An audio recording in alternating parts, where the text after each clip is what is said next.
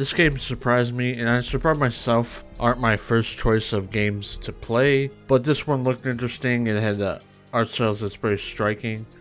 There are themes of child abuse, phobias, and clowns, so you may or may not. It thinks it handle these themes well, and going into it is going to change depending on your thoughts on it. For me, I found it to be respectful. Watching the story cutscenes play out, it is a bit much sometimes. You play as a phobia who is growing inside of Max's mind. A confused teenager guided by Lady Depression, you'll be wandering around his consciousness. This is a hard metroidvaina at the first couple of hours, especially for me, and I thought to myself I wasn't be able to finish this game. I have been playing it off and on for the past 12 days. I did hit some roadblocks in my time playing, whether it be I couldn't find out where to go, or just a boss stopping me in my tracks. Now, I think the bosses where many people may drop this if they don't know what they're getting into. For me, the first boss posed a problem. I thought there was way too many ads in there, where there's one on the ground, there's another one in the air shooting projectile, while the boss itself is shooting projectiles too. I was thinking you have to be perfect when fighting him. Looking back at the footage now, I was definitely making some silly mistakes, but I was still learning the pattern and getting used to the game.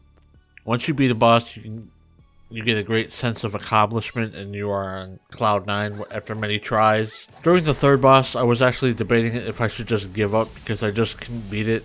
I took a break and then I went exploring to see if I can grab some upgrades, and I eventually did beat the boss. I'm glad I stuck with it because this game is very rewarding.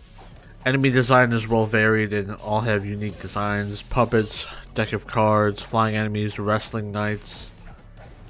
It does get a bit jarring because all these are in a different art style and it feels like it's multiple games in one. But Max's mind is separated into areas like a school, a forest, old toys, and a fantasy land. As good as the art style is, I did find some spots where it is to figure out what are parts of the environment are walkable. There are also a couple of more quirks here and there, like the controls were a bit clunky at times, bad hitboxes, or the platforming wasn't working as intended.